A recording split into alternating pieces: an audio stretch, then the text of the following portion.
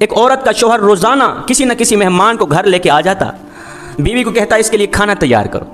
شوہر کے روز کی اس معمول سے تنگ آ کر یہ عورت شکایت لے کر میرے اور آپ کے کریم نبی جناب حضرت محمد مصطفیٰ صلی اللہ علیہ وسلم کی بارگاہ میں حاضر ہوئی، رو کر شکایت کرنے لگی، یا رسول اللہ، میرے شوہر نے معمول بنایا ہوا ہے، روزانہ کسی نہ کسی مہمان کو گھر لے کے آ جاتا ہے اور کہتا ہے اس کے لیے کھانا تیار کرو۔ کڑکتی دھوپ میں مجھے آگ جلانی پڑ جاتی ہے، کھانا تیار کرنا پڑتا ہے، چلو ایک دن کے لیے تو مہمان آ جائے، اس کی خدمت کی جائے، لیکن اس نے معمول بنایا ہوا ہے، روزانہ کسی نہ کسی مہمان کو لے کر آ جاتا ہے اور کہتا ہے اس کے لیے کھانا تیار کرو۔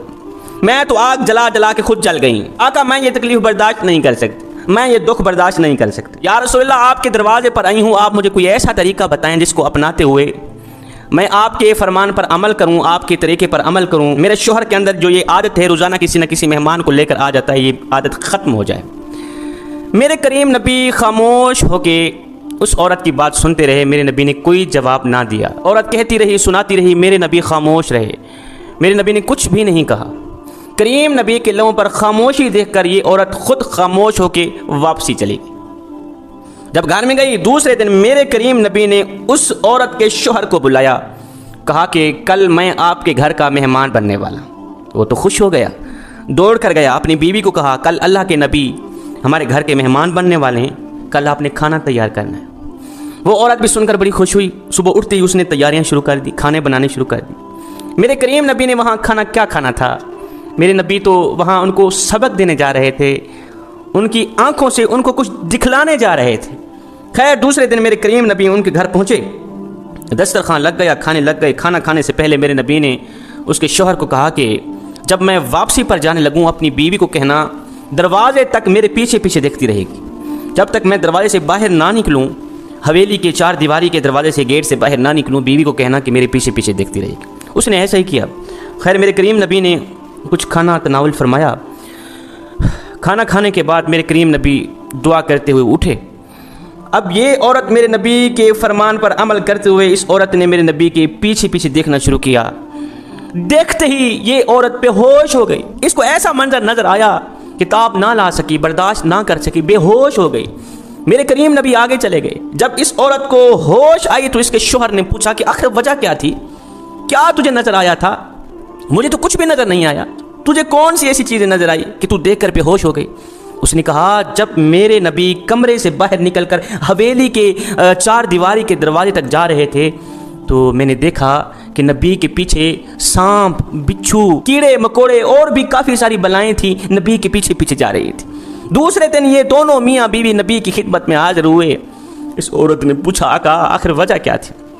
میرے نبی نے فرمایا میں صرف تمہیں دکھلانے کے لیے گیا تھا کہ مہمان جو گھر میں آتا ہے، ایک تو وہ اپنا رزق ساتھ لے کر آتا ہے، وہ تمہارا کچھ بھی نہیں کھا کے جاتا، وہ اپنا رزق ساتھ لے کر آتا ہے۔ دوسری بات یہ ہے کہ جب وہ جاتا ہے تمہاری بلاؤں کو بھی ساتھ لے کے جاتا ہے، تمہارے گناہوں کو بھی ساتھ لے کے جاتا ہے، تمہارے اوپر جو مصیبتیں ہوتی ہیں یا آنے والی ہوتی ہیں ان تمام چیزوں کو ساتھ لے کے جاتا ہے۔ حضرت مولانا جلال الدین رومی رحمۃ اللہ تعالی علیہ یہاں پر فرماتے ہیں اللہ رسول کی رضا کے لیے مخلوق خدا کی خدمت، مخلوق خدا کو مہمانی دینا، ان کی مہمان نوازی کرنا، یہ عمل گناہوں کو اس طرح کھاتا ہے جس طرح آگ لکڑیوں کو کھاتی ہے۔ اس سے بندے کے گناہ جھڑتے ہیں۔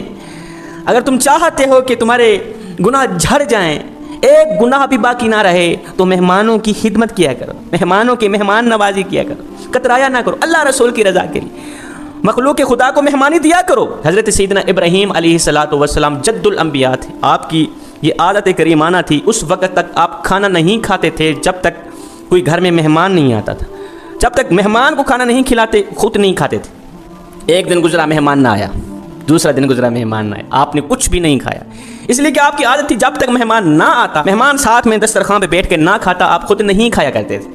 ایک دن گزرا مہمان نہ آیا، آپ نے کچھ نہیں کھایا، دوسرا دن گزرا مہمان نہ آیا، آپ نے کچھ نہیں کھایا، جب تیسرا دن گزرا پیٹ روٹی مانگنے لگا، بھوک ستانے لگی۔ اللہ کے نبی حضرت سیدنا ابراہیم علیہ السلام گھر سے باہر نکلے، جاؤں کسی کو لے کر آؤں، اس کو بھی کھلاؤں خود بھی کھاؤں۔ باہر نکلے دیکھا ایک بوڑھا شخص آ رہا تھا، 70-80 سال عمر کا تھا، بھاگ کر گئے، بھوک لگی ہوئی ہے، کھانا کھانا ہے، اس نے کہا جی کھانا ہے، اس کو لے کر آئے دسترخوان میں بٹھا دیا، چلو جی شروع کرو۔ اس نے روٹی اٹھائی، کھانے لگا۔ اللہ کے نبی نے فرمایا رکھ دے روٹی، رکھ دے۔ اس نے رکھ دی۔ کیا ہوا، تو نے بسم اللہ کیوں نہیں پڑھی؟ اس نے کہا جی میں تو اللہ کو مانتا ہی نہیں، میں تو کافر ہوں، میں تو مسلمان ہوں بھی نہیں، مجھے تو پتہ ہی نہیں بسم اللہ ہوتی کیا ہے، مجھے تو پتہ نہیں اللہ ہے کیا، اللہ کون ہے۔ حضرت سیدنا ابراہیم علیہ السلام کو جلال آ گیا۔ ابراہیم علیہ السلام نے فرمایا پھر اٹھ کے دفع ہو جا، میں تجھے کھانا نہیں کھلاتا، دفع ہو جا، اگر تو اللہ کو نہیں مانتا، بسم اللہ نہیں پڑھتا، دفع ہو جا، میں تجھے کھانا نہیں کھلاتا۔ وہ یہاں سے اٹھ کے چلا گیا۔ ادھر سے یہ مہمان اٹھ کے گیا، ادھر سے حضرت جبریل علیہ السلام حاضر ہوئے۔ خلیل اللہ فرما رہا ہے تو نے ایک ٹائم کا کھانا میرے بندے کو دینا گوارا نہیں کیا، اس کا قصور یہ تھا کہ وہ مجھے مانتا نہیں تھا۔ ہائے ہائے ہائے، تو نے ایک ٹائم کا کھانا میرے بندے کو کھلانا گوارا نہیں کیا، اس کا قصور یہ تھا کہ وہ مجھے مانتا نہیں تھا۔ ابراہیم دیکھ تو صحیح، 70 سال سے میں اسے کھلا بھی رہا ہوں، میں اسے پلا بھی رہا ہوں، میں نے تو کبھی نہیں پوچھا کہ تو مجھے کیوں نہیں مانتا، تو مجھے مانے گا تب میں تجھے کھلاؤں گا، تو مجھے مانے گا تب میں تجھے پلاؤں گا، میں نے تو کبھی نہیں کہا۔ صاحب آپ کے محلے میں اگر کوئی شیعہ رہتا ہے، وہابی رہتا ہے، دیوبندی رہتا ہے، یا کوئی غیر مسلم رہتا ہے، اس کا حساب وہ خود دے گا، لیکن سنو اگر روٹی نہ ملنے کی وجہ سے رات کو بھوکا سو گیا تو اے بندے اس کے